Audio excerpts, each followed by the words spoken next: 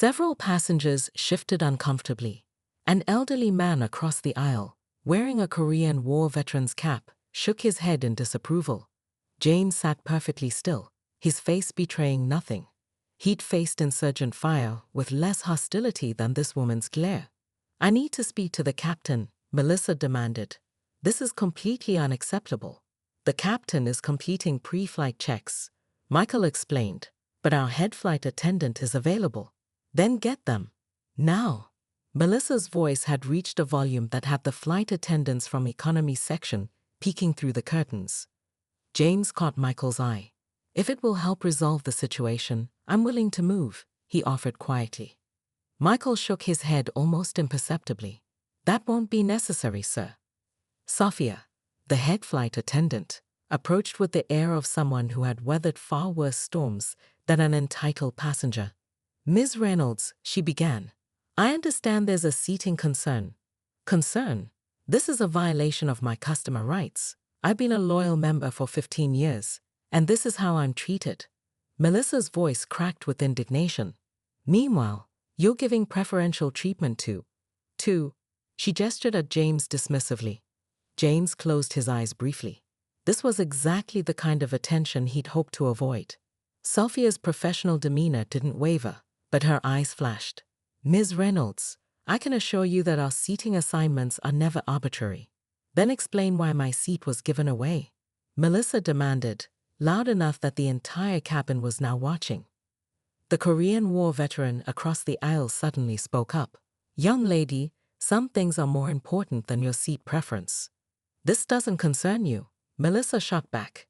"Actually," the veteran continued, nodding toward James, "I recognize a military man when I see one. The haircut's growing out, but you can't hide that bearing." James shifted uncomfortably as all eyes turned to him. Sophia looked at James questioningly. He gave a resigned nod. "Ladies and gentlemen," Sophia announced, her voice carrying through the cabin, "we have the honor of having Staff Sergeant James Wilson of the United States Marine Corps with us today. He's just completed his 3rd tour in Afghanistan and is returning home after 6 months of combat deployment. The airline has upgraded him as a small token of our gratitude." The cabin fell silent for a moment before erupting in spontaneous applause. A businessman in 1D stood to offer his hand to James. "My son's in the Marines," he said with a catch in his voice. Melissa stood frozen, her face cycling through shock, embarrassment, and finally, shame. The remainder of the boarding process continued in awkward silence.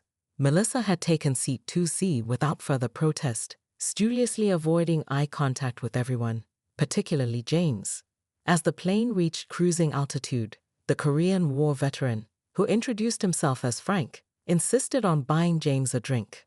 "Not necessary, sir," James protested. "Humor an old soldier," Frank insisted. "We didn't get much appreciation when we came home. Does my heart good to see things have changed." Halfway through the flight, James was surprised when Melissa leaned across the aisle, her earlier hostility replaced with visible remorse. "I behaved abominably," she said quietly. "There's no excuse." James, who had seen the worst of humanity and still managed to retain his compassion, nodded. "It's forgotten." "It's not that simple," she continued, her voice barely audible over the engine noise. "My nephew was deployed to the same region. He didn't come home last year." Understanding dawned on James.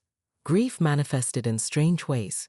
He'd seen it in his unit, in himself. After 6 months, in Afghanistan's unforgiving terrain, Staff Sergeant James Wilson boarded his final flight home in wrinkled civilian clothes, his military status known only to himself.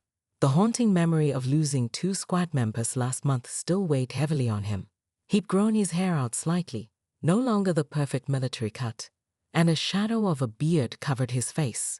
All he wanted was to disappear into seat 27B and sleep until he reached his wife and daughter in Chicago. "Mr. Wilson." The gate agent's voice cut through his thoughts. "Please come to the counter." James tensed. In his experience, being singled out rarely meant good news. "Your seat assignment has changed," she said, sliding a new boarding pass across the counter with a conspiratorial smile. "First class, 2A. There must be a mistake," James started. No mistake, she whispered. The station manager served 20 years Army. He noticed your military ID when you checked in. James glanced down at his faded jeans and worn t-shirt. I'm not exactly dressed for. You've earned it, she interrupted. Besides, I've upgraded businessmen wearing worse. She winked and called the next passenger. James pocketed the boarding pass, simultaneously grateful and uncomfortable with the special treatment. After months of sand, blood, and military transport planes with seats that made economy look luxurious, the thought of first-class legroom was admittedly appealing. James settled into his window seat, marveling at the space. He just accepted a complimentary pre-flight orange juice when a throat cleared aggressively beside him.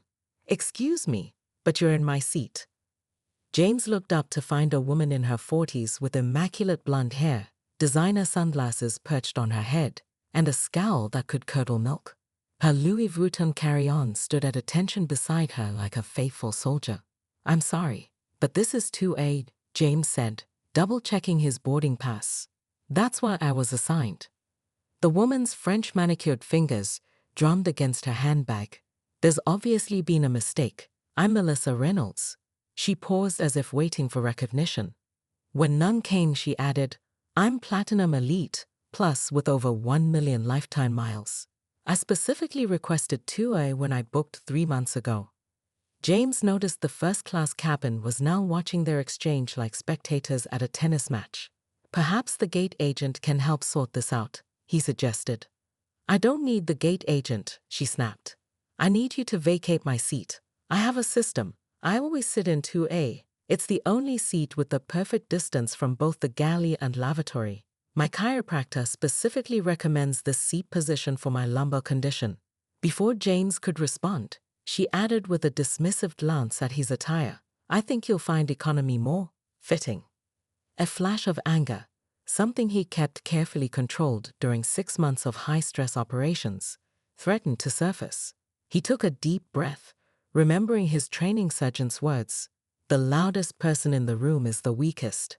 Ma'am, he said quietly, I understand your frustration, but this is the seat I was assigned.